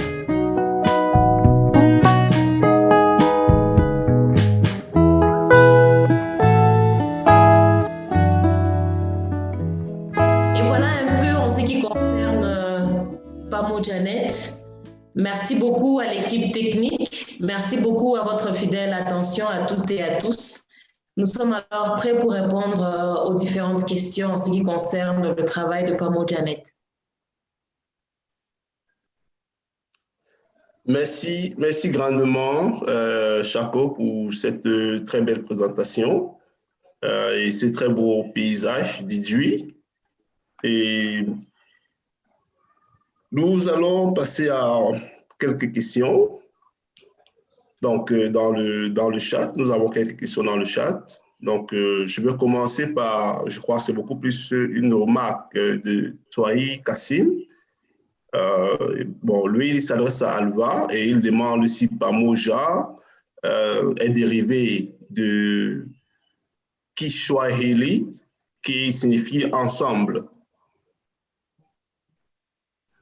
Oui, c'est ça. Pamoja, together, ensemble, oui, c'est ça. OK. Donc, j'ai une autre question de Avi Momeni. Il souhaiterait savoir le mode de financement pour les réseaux communautaires. Merci beaucoup. Le mode de financement. Merci beaucoup pour cette question. Eh ben, personnellement, pour nous, nous avions misé sur la collaboration communautaire, au fait, et créé ce partenariat entre la Différence et la chefferie sur l'île, c'est-à-dire le roi qui a initié l'idée de pouvoir créer le réseau communautaire. Et avec cette collaboration bipartite, ensemble, nous cherchons qui supporter avec un 50, un 100, un 30 $. Raison pour laquelle même dans notre modèle de business, nous avions motivé les business locaux à apporter également leur soutien. C'est-à-dire que lorsqu'ils ont la connexion, ils sont obligés de payer, pas à un grand coût, mais à soutenir quand même. Et en ce qui concerne les autres partenaires que nous avons créés, c'est notamment Internet Society, qui encourage le travail que nous faisons et nous en sommes très, très, très reconnaissants. Merci beaucoup à ISOC.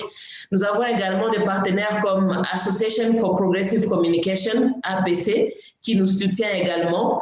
Et c'est depuis 3 ans ou 4 ans, si je ne me trompe, que nous avons commencé à participer aux différentes activités organisées par APC et par ISOC. Et dans ces différentes activités, ateliers et sessions de formation, que nous intéressons encore d'autres partenaires qui peuvent nous soutenir, certains par des équipements, certains par d'autres liens où nous pouvons avoir des subventions ou de grants. Et c'est comme ça comme nous fonctionnons. Donc, il n'y a pas vraiment un chemin stratégique à suivre par rapport à avoir des partenaires, mais c'est de cette façon-là que Pamoja.net fonctionne. Merci. Merci, Chako. Je souhaiterais savoir, est-ce qu'au lancement, vous avez eu un grant ou bien c'était les efforts personnels, des contributions de la communauté qui ont permis de lancer le réseau? Merci Jean-Louis. Après cette collaboration, nous avons fait un mini-contrat dans lequel la chefferie a accepté d'apporter son soutien. Et comme je l'ai dit, avec l'accord du MOAMI au niveau local, cela a été facile pour nous de pouvoir intéresser même certaines organisations locales qui peuvent soutenir cette initiative.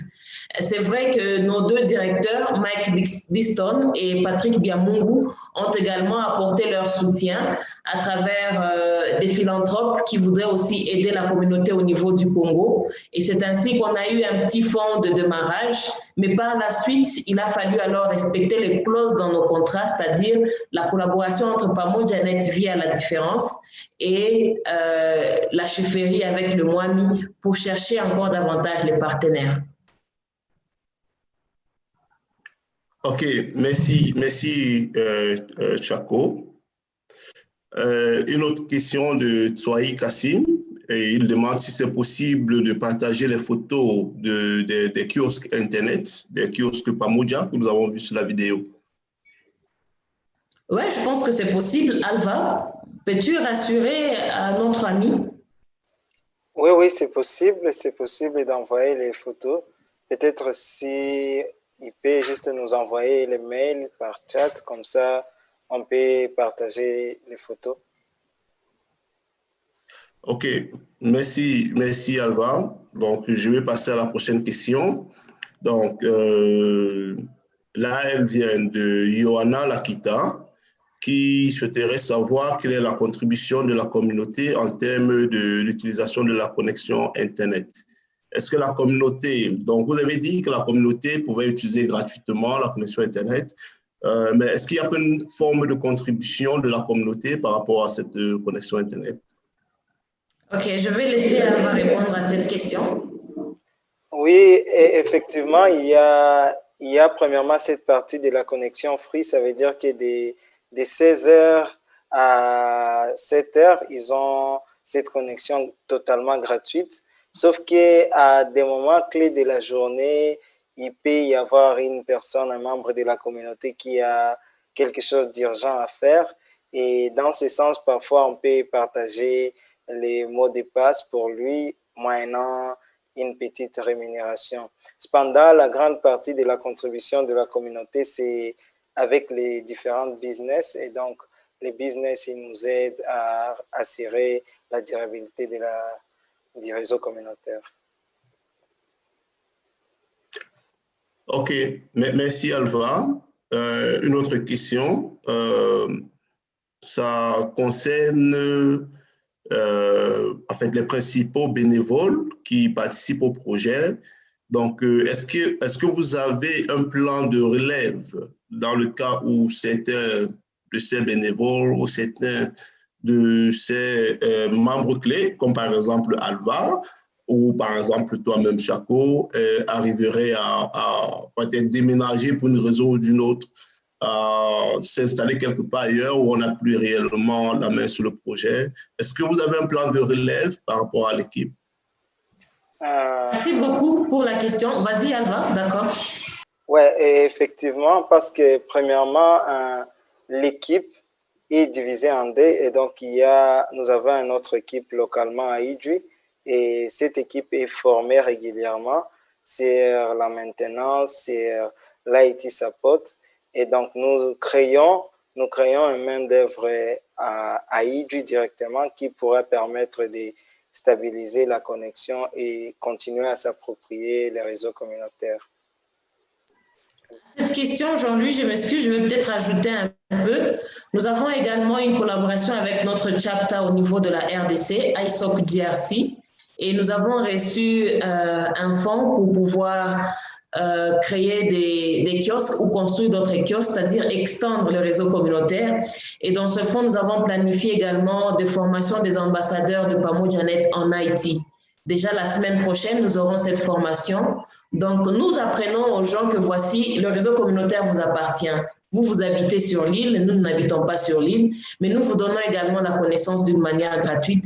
C'est-à-dire que demain ou après quelques mois, Alpha peut ne pas être là, ou la personne ou l'équipe technique qui est là, mais vous qui avez eu de formation, vous pouvez aussi prendre la relève. Voilà un peu le système que nous avons mis en place pour la durabilité du réseau en termes techniques et du personnel. OK, thank you, Chako. Thank you. Merci, Chako. Merci, Alva. Je voudrais également rappeler à tout le monde que nous avons la possibilité d'avoir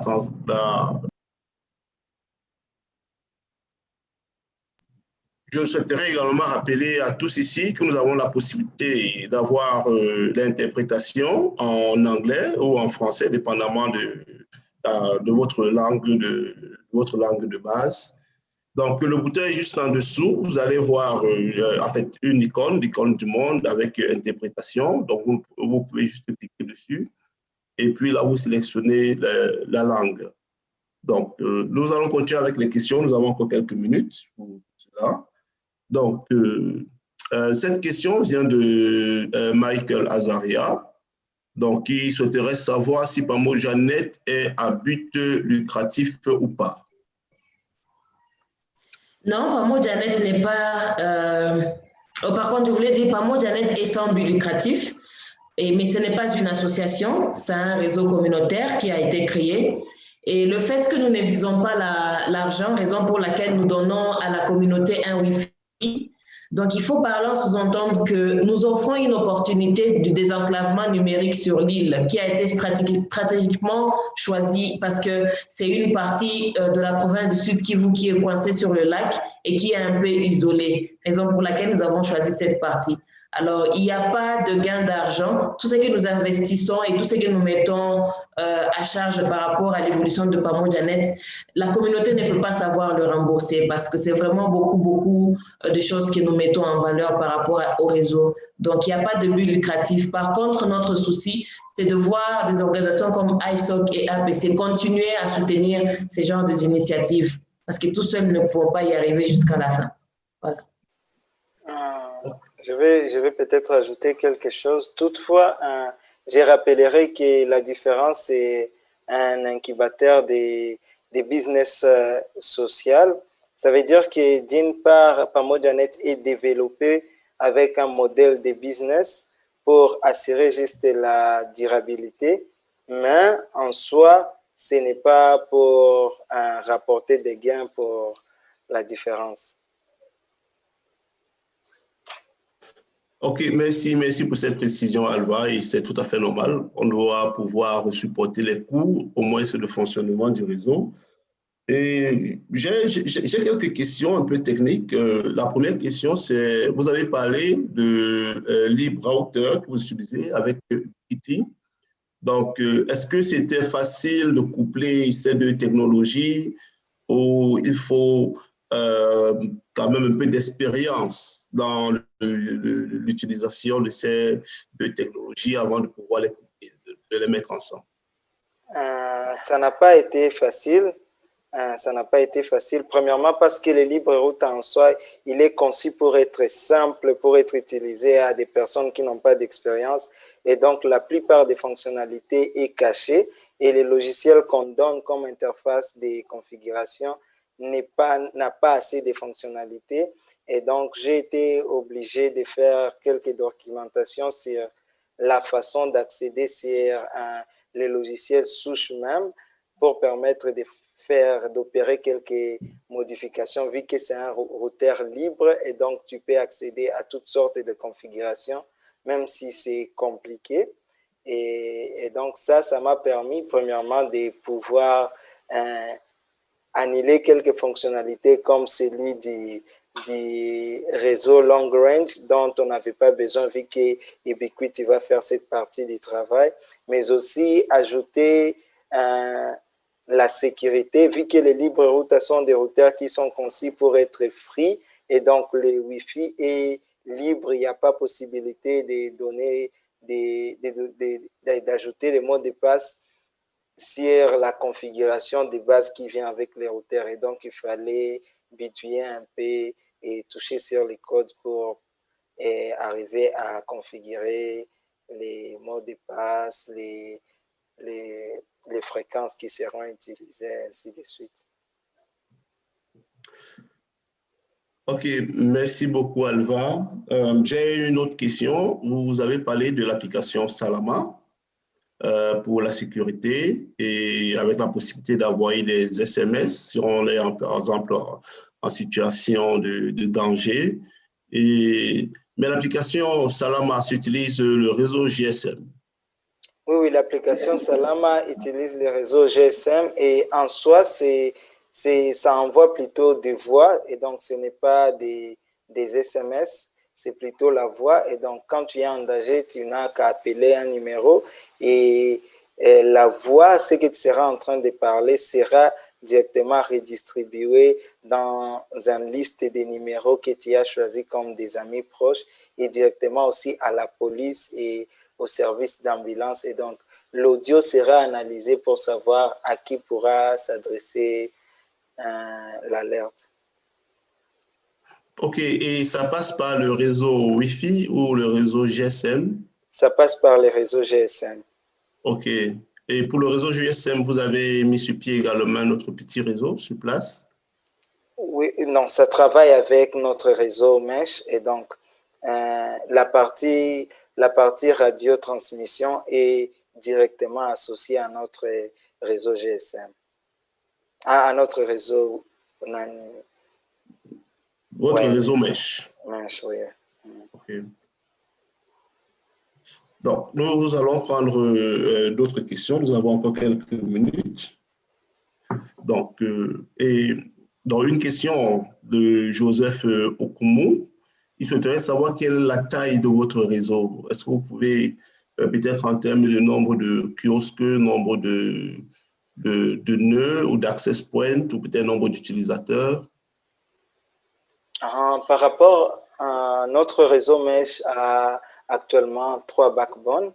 Nous pouvons compter à peu près une quinzaine de points d'accès.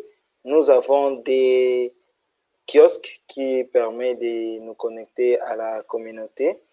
Et en termes d'utilisateurs, nous pouvons comptabiliser à peu près 5000 utilisateurs connectés sur le réseau. Ouais. Ok, 5000, c'est déjà un très grand nombre pour une île. Donc, ouais, effectivement, parce qu'il y a des visiteurs qui viennent, qui se connectent par exemple aux hôtels qui sont nos partenaires, ou des touristes ou des visiteurs, mais il y a aussi ce Wi-Fi public qui actuellement est en train d'être trop chaud. Et donc avant, c'était difficile de retrouver des gens qui sont connectés. Mais actuellement, la plupart de la population comprend déjà les bénéfices de la technologie et ils essayent d'être plus connectés. Et concernant la capacité maintenant, est-ce que vous n'avez pas une crainte parce que peut-être les charges peuvent augmenter en termes de débit que vous avez souscrit et également le modèle d'offrir par exemple à partir de 16h jusqu'à 7h. Est-ce que vous n'avez pas une crainte que le nombre augmentant, ça peut également jouer au niveau de la performance ou de la qualité du réseau? La crainte, elle est là. La crainte, elle est là, mais on a, par exemple, d'ici là, on va mettre à jour notre réseau, vu que les équipements que nous utilisons avant ne sont plus supportés par la demande qui est actuellement. Par exemple, sur notre point principal à Muganzo, on utilisait les Rocket M5, mais vu que la demande a augmenté, on a été obligé d'échanger et utiliser maintenant les Air Fiber qui nous permet d'avoir une plus grande passante à Idri. Mais aussi, l'arrivée des libres routes, je pense que c'est quelque chose qui va nous aider, vu que ce sont des routeurs plutôt robustes et avec lesquels on peut changer quelques composantes. Et donc, ça peut nous permettre de découvrir la demande sur l'île. OK. Donc, une question de Kossi Amesounou. Donc, il souhaiterait savoir comment est-ce que vous payez vos volontaires? Oui. Et donc, il y a des parties. Et donc, il y a ces volontaires qui sont à temps plein. Chez Pamo Janet, c'est notre équipe locale. Et donc, nous avons une petite rémunération qui est disponible pour eux. Par contre, il y a la participation de la communauté. Et donc, ce ne sont pas des personnes à temps plein, ce sont juste des volontaires quand nous avons des travaux de grande envergure, par exemple, lever une pylône ou mettre un nouveau backbone. Et donc, ils participent bénévolement et à l'après, on a juste un petit transport que nous mettons à leur disposition. Et c'est par cette collaboration avec les Moami, les chefs de l'entité, qui nous permet de pouvoir avoir ces volontaires parce qu'ils comprennent que le réseau est pour eux et c'est pour leur bénéfice. OK, nous avons une autre question de Rapido Aoui. Donc, je vais prendre la dernière partie de cette question. Et il souhaiterait savoir quel est clairement le rôle du conseil de la communauté et du gouvernement dans Pamo Janet. Le rôle du... Armand, vous pouvez? Ok, merci. Le rôle du conseiller au sein de la chefferie, je pense que c'est ça la question. En fait, la personne est attachée à Pamo Janet pour apporter... Bon, en fait, le conseil de la communauté, peut-être la chefferie, ou je ne sais pas trop quel est le rôle dans Pamo Janet, et le rôle également du gouvernement. OK. Le rôle du gouvernement au niveau provincial, il y a ce soutien parce que c'est le MOAMI qui a initié les réseaux communautaires. Donc, il y a cet appui qui n'est pas financier, mais qui autorise, par exemple, l'installation des kiosques, l'organisation des activités ou même la sensibilisation sur l'importance des réseaux communautaires grâce à notre collaboration avec la chefferie au niveau local, qui est aussi un administrateur au niveau de la province. Donc, c'est plus facile pour nous d'œuvrer comme ça que si on était une organisation à part qui vient s'installer un peu sous couvert vu notre collaboration avec la chefferie ou le territoire local. Ok, merci beaucoup, Tchako. Donc, peut-être juste une dernière, ça c'est pas une question, c'est une information. Je crois que c'est Michael Azaria qui souhaiterait avoir votre contact pour un interview personnel. Je crois que ça, vous pourrez gérer ça dans le chat room. Donc, nous avons déjà épuisé le temps donc, associé à cette phase et je souhaiterais nous inviter à, une fois de plus, participer à un sondage, le deuxième sondage, cette fois-ci concernant l'évaluation de cette visite, la visite de différents réseaux que nous avons vus aujourd'hui. Donc, je ne sais pas si Joanna, ok, merci bien. Donc, et pour cela, nous avons également 2 minutes pour participer au sondage.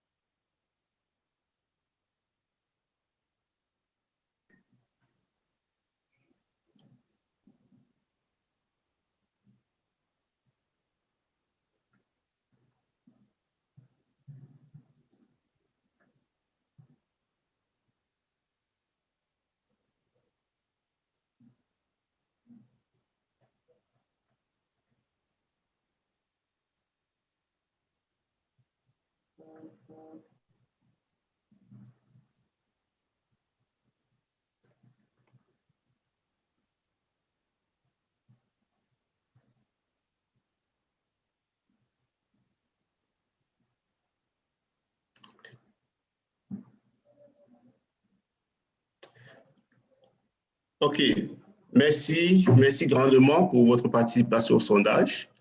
Donc, les résultats, 63% trouvent que c'était une très bonne session, 31% trouvent que c'était une bonne session, 6% trouvent que c'était une session moyenne.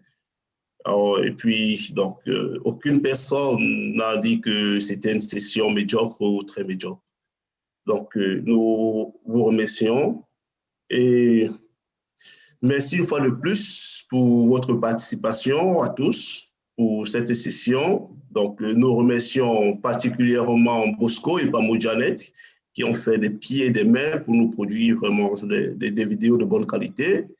Nous souhaitons également remercier le sponsor, la GIZ, et le parrain, la Commission de l'Union africaine, sans oublier toute l'équipe technique en background qui a vraiment joué un rôle formidable aujourd'hui afin que nous puissions avoir cette session. So I will hand over now to... Je vais maintenant passer la parole à Michuki pour la conclusion de la session. Michuki, la parole est à vous. Merci pour votre participation. C'était très bon. Je suis très heureux maintenant. Bringing us to the end of this next Nous en arrivons à la fin de cette session aujourd'hui. Et nous aimerions conclure avec une conversation quant à la prochaine étape, à l'avenir. Il s'agit du dernier événement de la série de 5 événements que nous avions organisés pour réinventer les réseaux communautaires.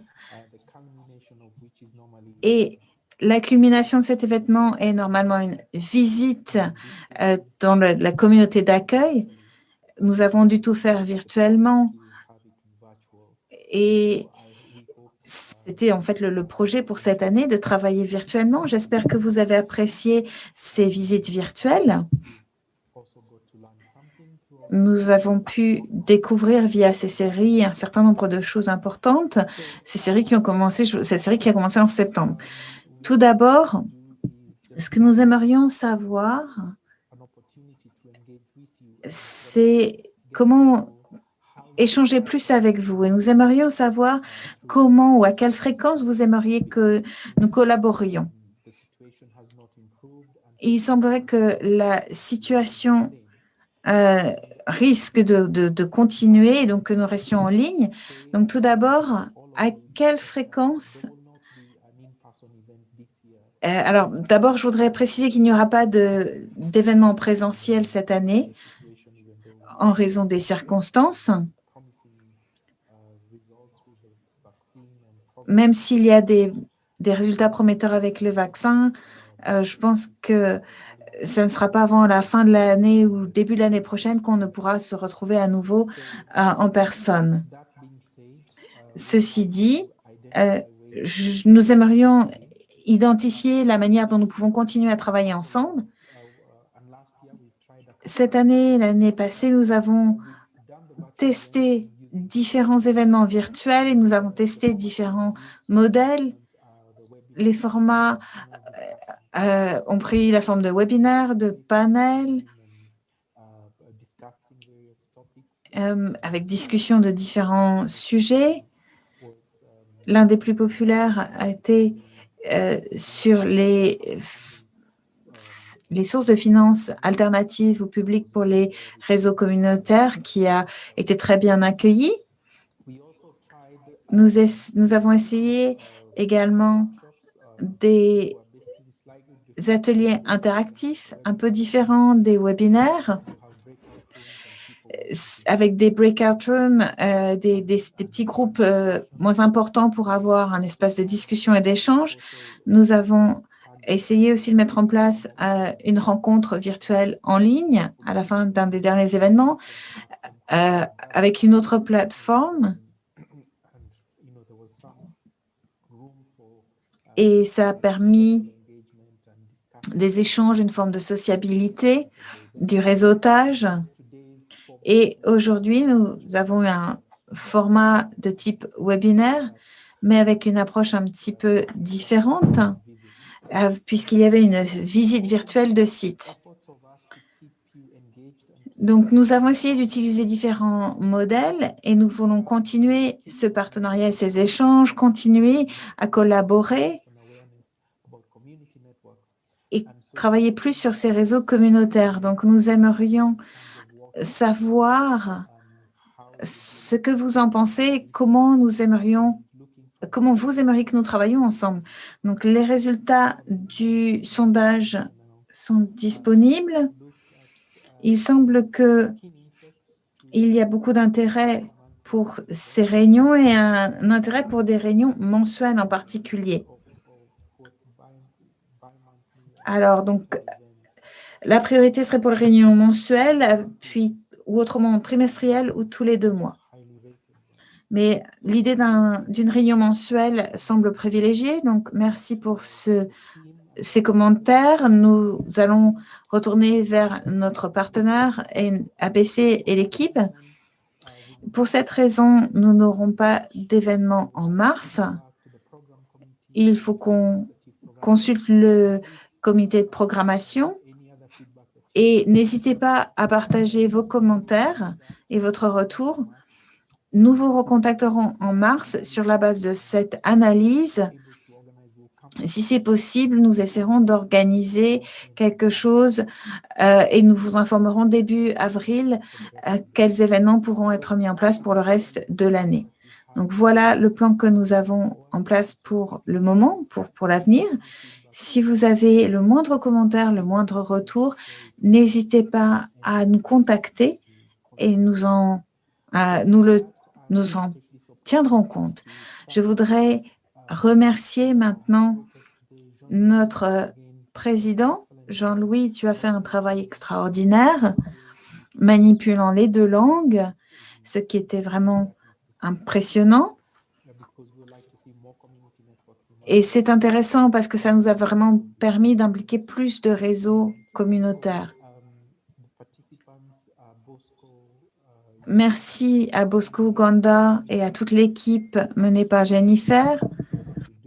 C'était fascinant de voir ce que vous faites. Merci aussi à Jaco et à l'équipe de Pamojanet. Je voudrais aussi remercier APC et ISOC. N'oublions pas non plus que nous avons eu le soutien d'une équipe de fournisseurs de services, AV Département du Royaume-Uni et l'équipe d'interprètes et Julie avec le streaming en direct qui nous a aidés au cours des 5 dernières séries. Ça a vraiment été un travail d'équipe formidable. Donc, merci aussi à tous les participants qui se sont connectés depuis différents points. Nous avons hâte de continuer à travailler avec vous une fois que nous aurons défini le modèle que nous allons adopter pour les prochains événements. Dans le mois qui vient, je vous en prie, n'hésitez pas à nous contacter avec des commentaires, des suggestions quant à la manière de collaborer à l'avenir. Je voudrais vous inviter je voudrais vous souhaiter une excellente fin de journée. N'hésitez pas à consulter le site web et les ressources en ligne. Et l'enregistrement sera disponible sur notre site web. Merci beaucoup, prenez soin de vous et à bientôt. Au revoir. Merci beaucoup à tous.